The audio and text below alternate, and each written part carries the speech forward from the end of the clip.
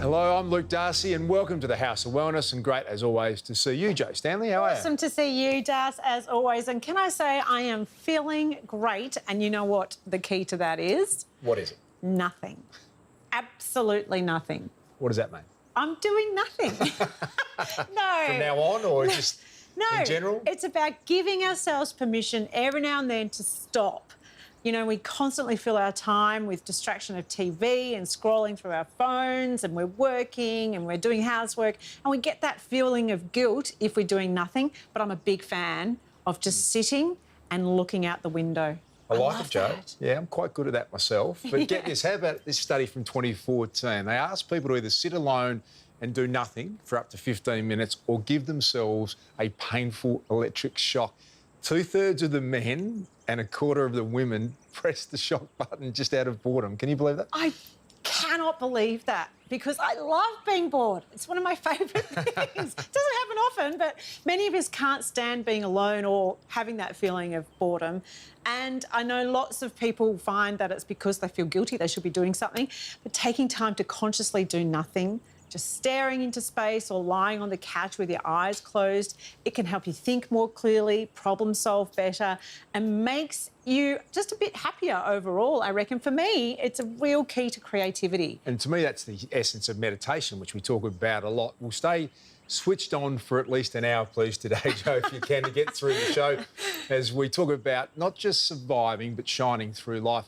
Heinzie's here to help put the freeze on icing injuries, and the Good Doctor's car will break down the facts on cholesterol. As for the shine, we get a sneak peek of the hottest autumn makeup trends. Plus, I've got a couple of friends in, mothers of young girls, to talk about kids' fashion and self-esteem. Well, from teenagers to our senior citizens, Jo, I love our kids being around my mum, Janet, and Beck's parents have a huge impact, Viv and Davo, on our family as well. So they're very lucky to be around their grandparents. Yeah, our daughter Willow loves being with Grammy and Nan and Pop, because grandparents are integral to the lives of our kids. They learn so much, and it's a two-way street. The Nans and Pops love it, and of course so do the kids. So many families suffered during COVID, separated from their parents, living in aged care.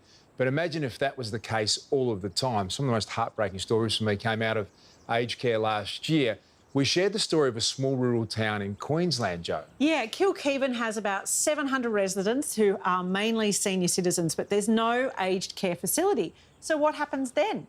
Let's take a look at a community not going down without a fight. The place is ingrained in me, and as you get older, at my age, I'm 91, you start to worry a little bit about what will happen to you for my remaining years. After 9 decades on the land, Ian Fitzgerald has dug his heels into the soil of Kilkeven. The small rural town with a population of about 700 is a 3-hour drive northwest of Brisbane. With a generous boulevard and all the familiar trappings of a country town, it has the added protection of the Great Dividing Range and the beautiful Wide Bay Creek. You've seen the creek here, well, that's my Bondi Beach there. But what the town doesn't have is a good aged care option. For that, residents are expected to move to the nearest town 50 kilometres away. So while Ian is still active and living independently on his cattle property, if he decides to transition to an assisted living facility, he'll have to leave Kilkeven for good. So you leave your environment totally behind, and not only that, you leave behind the people you know, your friends. Ian knows firsthand the impact this separation has for the people left behind. Pauline and Ian were married for 60 years, but when Pauline developed Parkinson's, they were forced to part when she moved into aged care. It was a dreadful decision. It's 4 years today since Pauline passed away, and I still feel guilty about her having to go to a nursing home. Thank goodness I didn't really put the white flag up. Pauline herself, the doctor and family, it was an unanimous decision that she'd have to move on. If you excuse the term, it was gut-tearing, and it still is. It seems that we've been forced to make big ad hoc decisions when we're at our most vulnerable. A fighting spirit is hereditary in the Fitzgerald family. Pauline and Ian's daughter Rosemary is leading the fight for a local aged facility to open in Kilkevin. We've got to stop regarding aged care or health care even as a commodity and look at it as a care opportunity. The council already owns the land for the project, but they need government funding to get it built. The plan is to build self-contained, disabled access homes for residents who can no longer live on large acreages but don't want to leave the town. As 40% of the town's population is over 55, it's becoming a pressing issue. There's no one talking about wanting to leave. They all talk about fearing having to go. So we really need to address that. And so that's what I'm advocating. I suppose I've known nothing different, really. I've grown up here and my schooling years and all the young people like Mavis and I were going to the dances and things, and you meet people through your lifetime and you just think to yourself, oh, I'd miss so much. At 82 years young, Dawn Choate has no plans to slow down. She still runs a store in town and is a regular volunteer at the local museum. And my little great-grandson says to me sometimes, Grandma, are you going to Brisbane? I say, no, darling, I'm not going to Brisbane. It's just one of those things, when you're brought up in a small country town, it becomes part of you. And I think that's the important part of it. You do what you have to do and you look out for your mates and things like that to see that, Mates, yeah. and see that they're all happy and contented. And that's very important, I think. There were people in their 80s and 90s who were and still are volunteering madly, contributing every week to this community, and that was actually a key part of their terrific health, overall health and well-being. The camaraderie is felt through the whole town. Even the younger residents, like shop owner Katie McCallum, all value those who form the backbone of the community. Well, the community is made up of people. That is it. It doesn't matter what the building's like. It doesn't matter where we are geographically. The community exists because of the people that are in it. And if we allow older people to be taken from the community they grew up in, the place that they gave all of their life to make the town that it is today, we're really, I don't have a word for it. Well, it's especially important because so many of us are living until we're in our 80s and 90s. And I would hate, I'm in my 60s, I would hate to be told in 20 years' time, well, you're past your use-by date. Sorry, girl, off you go to Gympie or somewhere else, because it's not convenient for this society to worry about your particular cohort anymore. You've had your turn. And Rosie is determined not to let that happen to her father, Ian. It would be just devastating for him, but it would also be devastating for his 4 children who know how much staying locally means to him. If I were to go into care in a big city or even a mid-sized city, it's definitely a foreign land. And that's not denigrating the people who would look after me. It's just they're different people. They're strangers.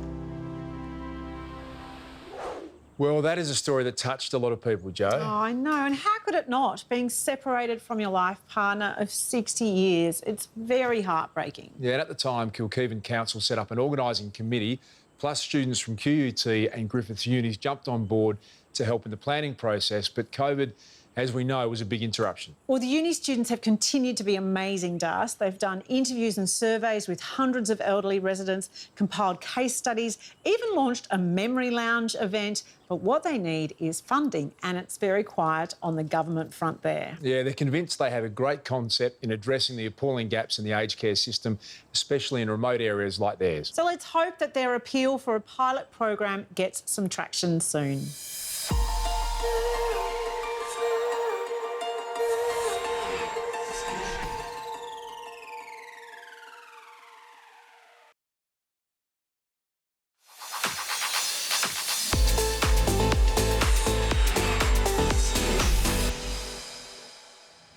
find it hard enough to decide what I should wear day in and day out.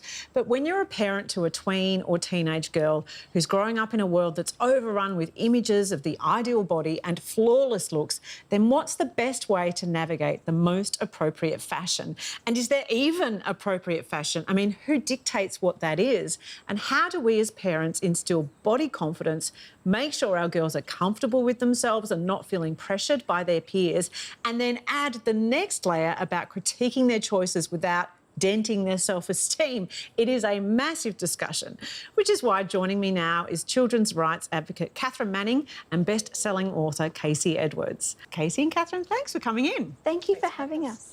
Now, Casey, I know that you write newspaper columns, you're a best-selling author and you're a mother of 2 girls. That's right. Yes. So my daughter is 12, Willow, and she's very creative when it comes to choosing her own outfits. She's been dressing herself since she could walk, basically, and I love that creative outlet. But some of the fashions out there are very grown up and she's entering that world where she's experimenting with her look. How do I navigate that? Okay, so the rule that I write about in my new book, Raising Girls Who Like Themselves, is this. If it's not permanent and it's not harmful, then she gets to decide, even if you would prefer she chose something different. And that's a really important part of the message, because the thing is, as our girls get older, our voice is going to be replaced by other voices, by friends, boyfriends, frenemies, the beauty industry, the fashion industry. So we want our girls to know that they get to decide what is okay for how they look and what they do with their bodies. And we can help them learn and practice that in a safe space at home. And Catherine, you run self-esteem workshops for kids and you're a mother of 4, so well done, you're doing an amazing job. How early should we be talking with our daughters about what they're wearing and body image? Because Casey says as they're growing up, but I feel like even at a very young age, they're aware of the way they look.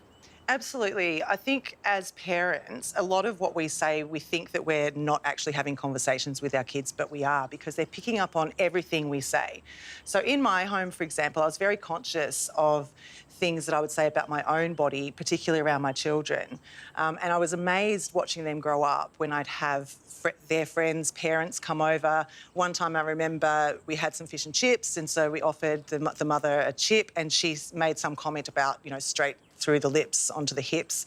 And so my kids were kind of like, you know, what's all that about? And it was a bit of a shock for me because I'd been trying to protect them from that message of being, you know, overly conscious of weight and, of course, you know, other comments that they hear through the media as well. So we do need to be really in tune with what the kids are saying too. And when it comes to what they're wearing, we must be really careful what we say to them about their bodies.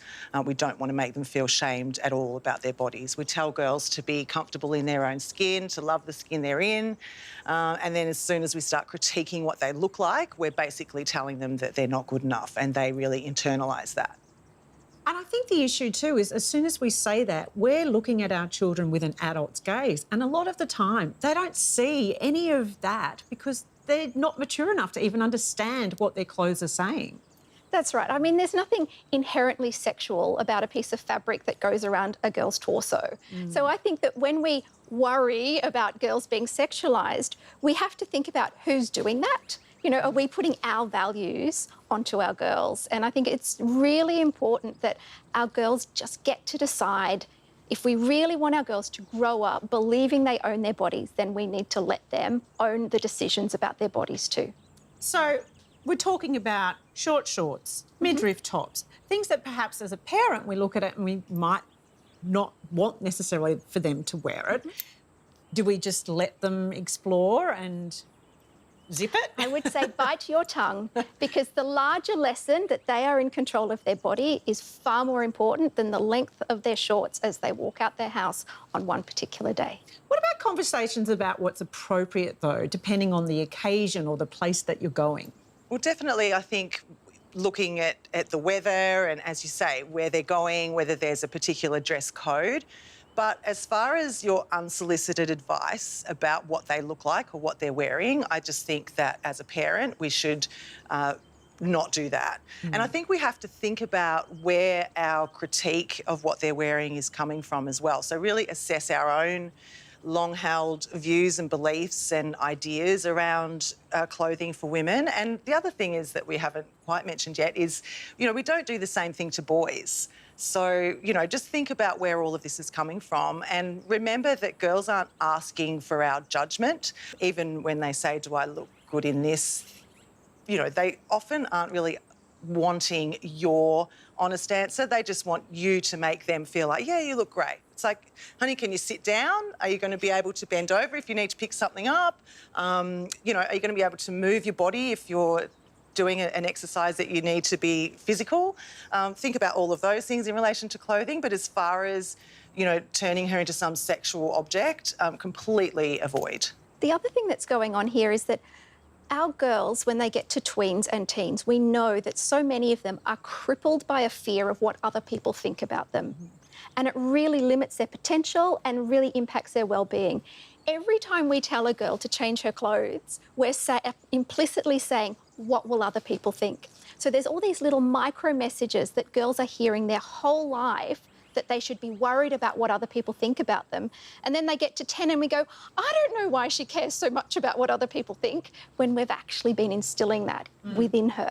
And we're actually teaching her to judge other people as well through that too. So it's just this never-ending cycle. I think there's a transition as well, though, because when my daughter was young and it was all, mixed match of boots with tutus and baseball caps and cowboy, I loved it. And then as they get older, they're exploring how they want to present themselves to the world, and it can be a bit confronting, and I've had to really silence my own sense of like, oh, what are you doing there? And just allowing her to express herself as she wishes. But that can be really challenging for your own judgment, I suppose, of yourself, isn't it? Yeah, I think what we need as parents is to be brave. And part of bravery is to realise that if we want different outcomes for our daughters, if we want them to grow up not feeling bad about their bodies, not feeling insecure, the way that many of us grew up feeling, then we need to be brave enough to do something different. And one of those things is to bite our tongues and let our girls decide.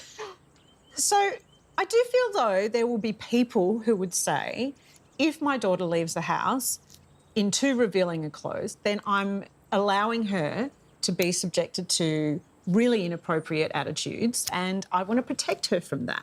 What do you say to that? I say that you're putting the onus on the wrong person, and we need, as a society, to address the way other people view and judge and treat women and girls based on whatever they're wearing. What we need to do there is to actually work with, I guess we're talking about men and boys in our society that are doing that to girls. And, of course, other girls as well. Other girls can be just as toxic as far as the way they treat other girls in particular clothing. So I wonder, though, if people would think that that is expecting too much of society to change that quickly. Look, it is a big expectation, but so is the expectation that our girls be responsible for how everybody else looks at them. Well, and the fact is that you could leave the house in a tracky dacks and you're still going to receive the same kind of harassment. Absolutely, 100%. Yeah. However we present ourselves, we are communicating who we are to the world. Is that a conversation we should be having with our children? I think it is important to have a conversation about that with our kids, about other people's perceptions, because that's part of them pushing back against the judgment that they receive. And it's making them aware that people are going to judge them, even though you're their biggest advocate and you're telling them they look fantastic, or that, it doesn't matter what you think, as long as they feel they look fantastic, that's all that matters. Because ultimately, as parents, that's what we want. We just want our kids to feel comfortable in their skin and happy to express themselves. And we worry about little girls. You were saying earlier about your daughter, just maybe with midriff tops or whatever, the concern around that. But they're literally just copying their peer group. They're copying older pop stars and people that they see, older idols. So it's all sort of part of the fashion. And things change, fashions change. I remember I grew up in the 70s and we were wearing short shorts and singlet tops, and things just sort of go around, turn around, come around. And, I think a lot of these conversations we're having now are probably just the same sort of things that our parents were worried about when we were kids. And certainly telling us that, you know, that was too short or that was too whatever, didn't actually protect us from anything.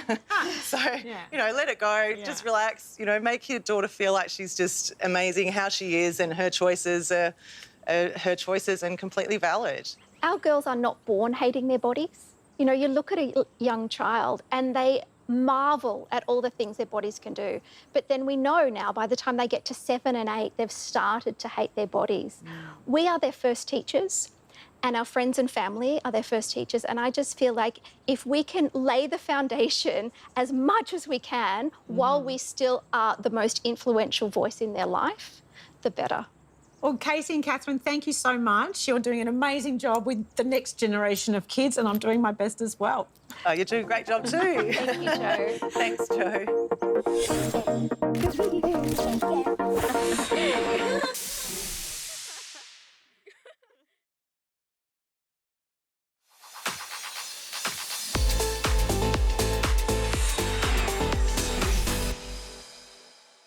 Welcome back. Well, Jo, one word that we use a lot in relation to our health is cholesterol. And I have to say, I don't know too much about it, except that we don't want high cholesterol, and there's good cholesterol and bad cholesterol. Well, have you ever had your cholesterol checked? I haven't. Should I? Well, I feel like you should. I'm surprised you haven't. I haven't thought about it, but in the back of today's show, I will go and do it. How about you? I have had it checked, and I do know it can tend to the high side, which tells me I shouldn't drink too much wine. But what I know is that saturated fats can crank up the cholesterol, but after that I do get a little blurry, because remember for a time we weren't allowed to eat too many eggs, but these days the Heart Foundation has no set limit on the number of eggs you can eat in a week, which then does make me wonder about, coffee.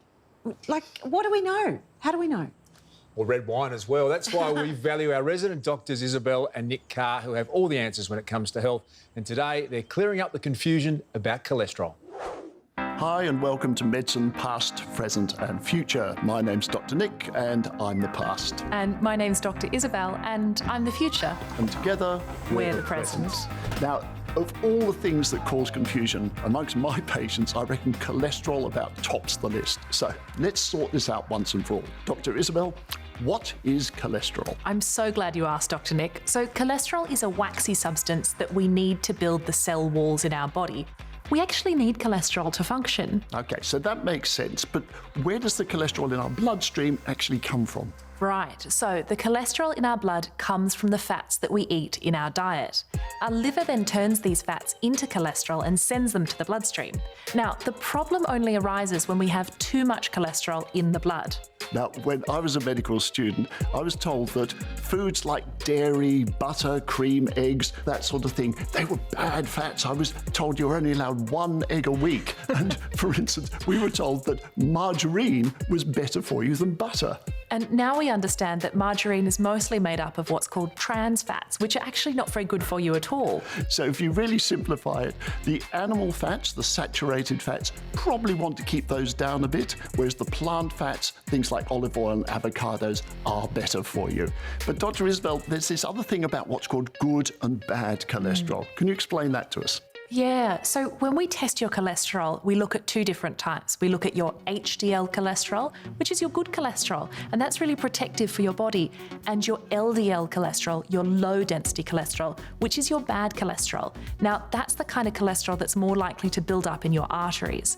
If you have too much cholesterol in your blood, it can put you at higher risk of things like heart disease and stroke. But Dr. Nick, how often should people be checking their cholesterol? Well, I reckon everybody should have their cholesterol checked at least once to get that baseline, and then probably every 5 years or so is about right, because cholesterol doesn't really change with age, it changes with lifestyle. So if you decide to sit on the couch and eat nothing but junk food, maybe get retested a little bit sooner. Because Dr. Isabel, that's the other thing people always ask me is, how do I get my cholesterol down? And this is where we start sounding a bit like a broken record, Dr. Nick, because it's those really basic lifestyle things, which are making sure you get enough exercise, keeping your weight under control, and of course, having a healthy diet. Now, that can sometimes not be that easy for people because there's a lot of conflicting information about diets out there. So what advice do you give your patients, Dr. Nick? Yes, after 40 years of clinical medicine, I think I've seen just about every fad diet come and go. But I think you can't go past the very simple advice from the food writer, Michael Pollan. And what he said was 3 things. Eat food, not too much, mainly plants. And by food, he means fresh food, stuff that doesn't come out of a packet or a tin. Thank you very much, Dr. Nick. And thank you, Dr. Isabel. Oh, I think we deserve a bit of a break now. Actually, I brought you a snack. Oh, thank you very much, but I brought my own. Why do I bother? Well, Joe, from cholesterol to vitamin C, the citrus industry is up in arms after a review of Australia's health star rating system found fruit juice to be ranked lower than Diet Cola. It really sounds crazy, doesn't it? But the argument is based on the fact that juices are higher in sugar and lower in levels of fibre, and the health stars are all about the nutritional value. So when assigning a star rating to a fruit juice, it's compared to a whole piece of fruit. The sugar content in fruit juice is more than in a can of soft drink, it seems. Still doesn't seem quite right to me. These new guidelines will surely impact our fruit growers, I definitely say, but it sounds bizarre to me still that a can of soft drink gets a high star rate. I just can't get my head around that. I know. What about vitamin C? Isn't that in fruit juice? Yeah, perhaps the idea that you maybe eat the whole piece of fruit makes a little bit of sense, but I have to say a bit of freshly squeezed orange juice is probably better than a Diet Coke. Yeah, in our house we have neither because I had a dentist tell me off when my daughter was very little about fruit juice, so I was scared to go back to him after that.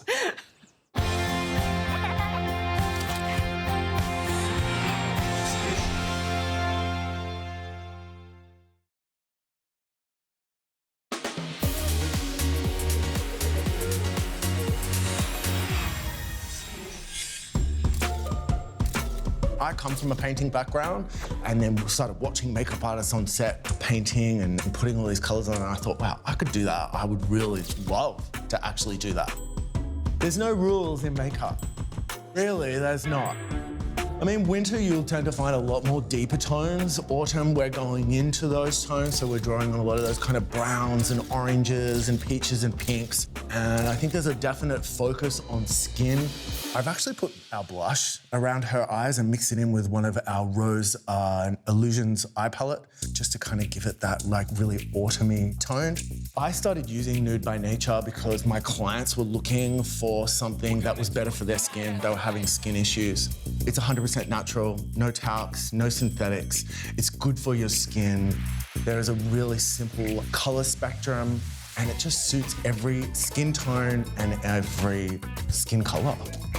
We're using the Mineral Cover Foundation today. It has a flexible coverage, so you can choose how full of coverage you want. So in areas that you need to build the coverage and cover more sins, you can do that, or you can blend it out and have it really thin. The Mineral Cover has jojoba esters in it, and this is what helps with the application. It makes it really soft to go on, and it has a beautiful, radiant, glowing finish. It's all about the brush when applying the foundation. It's about using it in these kind of cute little circular motions, which kind of help buff the product into the skin and then blend it out on the edges so that everything blends away really naturally into her skin color. Okay, so now I'm going to use the loose setting powder. We have 4 shades, so there is a translucent, which is a really universal shade. You can pop all over the face just to set your foundation. And then we have a pearl, which has obviously a little bit of a pearl shade to it, so it's really great for highlighting. And then we have a banana, which I'm gonna use today. So this has got a little bit of a yellow tone to it. And then there's a rose, which has a beautiful pink shade to it. I generally lay the powder like underneath the eyes, center of the forehead, along the jawline, and they're the areas that I kind of want to lift. These are the areas that we kind of get a little bit of like discoloration in. So like under the eyes, you have circles, right? And then what it's also doing is it's color correcting. So it's kind of evening out the skin tone, and it's brightening the skin. And then just any excess that's spilt on the face, just wash it away with the brush. And it just kind of gives the face lots of beautiful shape and dimension without having to use a lot of product or just be really like tricked up on how to apply makeup. It's really easy. I just love the whole ethos of Nude by Nature. I mean, first of all, it's Australian, it's natural, it's good for your skin. It's that real quintessential Aussie girl, which is my style, you know? It's about making the girl look beautiful rather than like covering her with all this foundation and turning her into something that she's not. And ultimately, that's what Nude by Nature is about.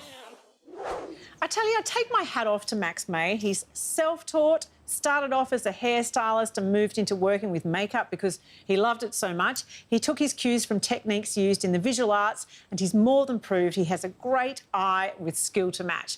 I would love him to make me up anytime. Yeah, great to see someone excel at something they love, Joe. That's always a positive for me. Now, a few seasons ago, I hit the cryotherapy ice room with Rachel Finch here in Melbourne. I remember. Basically, you jump into what is a freezer, except it's about minus 80 degrees, and it was literally freezing. I'm not going to lie, but lots of people swear by it, treating all kinds of conditions from headaches to arthritis or getting off a plane when you feel that jet lag feeling. A lot of people go straight to the cryo chamber. Well, I assume it was pretty easy for you because you did play footy, so I'm assuming during that time you had ice packs and, you know, all over your body at some point. Surrounded by ice packs, Joe, ice bars everywhere. But the whole idea about putting a bag of frozen peas on an injury has changed somewhat since I last played footy. Let's take a look. If you've ever knocked your knee or sprained your ankle, chances are the first thing you've done is limp towards the freezer. But according to sports physiotherapist Dr. Josh Zadro, putting ice on injuries may be doing more harm than good. So all the evidence basically says that ice doesn't add much to the healing time, it doesn't reduce pain, it doesn't reduce swelling. The evidence against ice kind of emerged, 40 years ago, and it's been building and strengthening since then. But really practice isn't changing much, and still first aid courses and physio degrees are telling everyone that they need to ice an injury. Ice became the go-to treatment for soft tissue injuries way back in the 70s, when doctors everywhere started encouraging the RICE method: rest, ice, compress and elevate to reduce inflammation. The original doctor who came up with the idea of RICE years later conceded that the theory doesn't stand up when you test it in proper experiments. There is a school of thought now that's all about whether ice could actually delay healing. So by reducing inflammation, which is actually the body's process of causing recovery, people now think that using ice on acute injuries could delay that healing process, because we really want that inflammation to start that healing in the body. In the short term, cool sensations on the skin can be a welcome distraction from pain. But if you can bear to go without those frozen peas, your body might just feel better sooner. So, if experts have known this for years, why do we all still do it? I think it's something that's been so ingrained into our sports and exercise medicine culture that everyone just does it. And for something that's become such a routine practice, that's quite hard to get that out of the system. Any pain there? So next time you hurt yourself, maybe think twice about reaching for that ice pack. Instead, Dr. Zadro says the best treatment available is gentle movement and exercise. Let me know when you... So for example, if you've sprained your ankle and it hurts a lot to walk normally, then you could always start with some light weight bearing on it. So pushing through your toes into the ground. And then as pain permits, then you can start walking normally again. And then getting back to sport as well.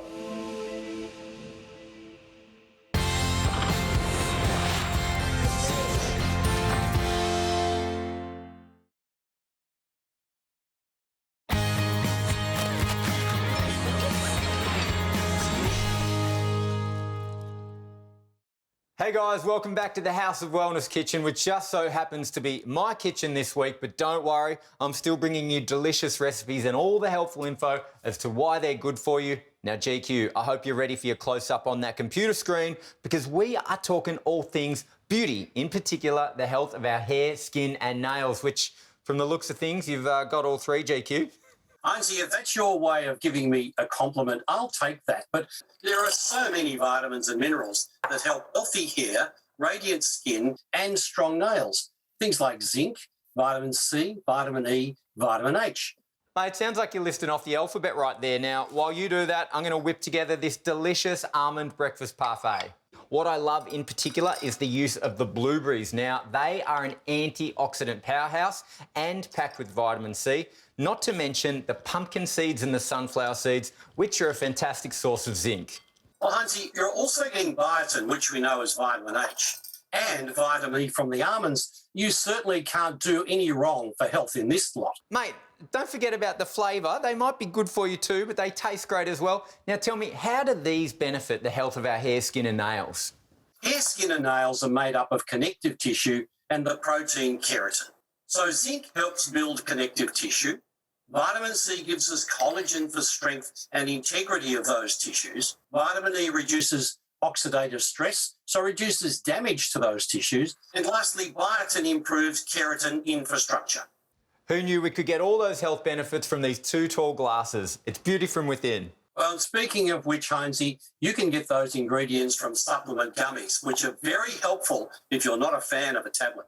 It's a shame you're not here, GQ, because I've just whipped up 2 delicious breakfast parfaits and it looks like I'm getting all the beauty. Heinzie, I'm the glamour side. What about my skin, my hair and my nails? All mine. The A to Z of Vitamins is brought to you by Nature's Way Adult Vita Gummies Hair, Skin, Nails to help maintain healthy hair, radiant skin and strengthen nails.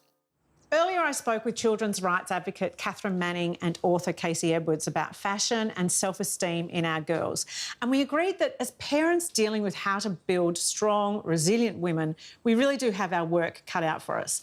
We lead by example, and that doesn't mean shunning all the things around us that make us and our girls feel good about ourselves. And yes, beauty does come from within, but that shows itself in self-assurance and confidence, and having control over our body image is empowering. And so much of that is about choice and knowing that a lick of foundation or a brush of mascara, or for me, a bright lip colour can really make me feel great too. Hi, I'm Jay Kisnorbo and I'm all about the latest beauty, hair and makeup trends. And I'm Polly Harding, and working in radio, I've still got a lot to learn about the beauty biz. Together, we're going to bust those beauty myths, strip things back to basics and learn a few new tricks in the process. PJ, how much has skin health changed over the years? When we'd get a fine line, a little wrinkle, we'd run out there, get the latest anti-aging cream to topically use on your face. People are so much more aware now that it's so much more than what you put on your face. It's actually what you put inside your body. 100%, and I think that's why ingestible beauty has become so big over the years. Which leads me to my question. What do these grapes actually have to do with anything? Well, PJ, I'm glad that you asked. Beauty from the inside out means to me, yes, worrying about what we pop on our skin topically, and there's such amazing creams out there, but also going a step further and really taking care of what we're placing in our mouths that can support our overall skin health. Endogenal products contain potent antioxidants known as Musquelia's original OPCs, which are a highly specialised, patented grapeseed extract.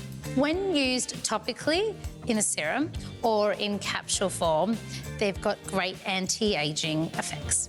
Well, this is handy. We've got some capsules for the inner health or the inner beauty and a serum for the outside. That's awesome. Yeah, it really is. And the capsules in particular support the blood vessel and capillary health, which is essential. And then they also help with the production of collagen. Yay, we love collagen. We really do, and we've spoken about before. And it's great for your nails, great for your skin, great for your hair, and great for premature aging. And then you've got the serum for the outside. And this serum is really great. It stops the breakdown of collagen and elastin, and it's an antioxidant, and it fights against all those fine lines. Well, I've just put it on my skin now, and it feels super hydrating, really soft, and it absorbs super fast as well. Feels beautiful in the skin. Aren't they a great duo? Just like you and me, Jade. It really is. Can I feed you now? Oh, yeah.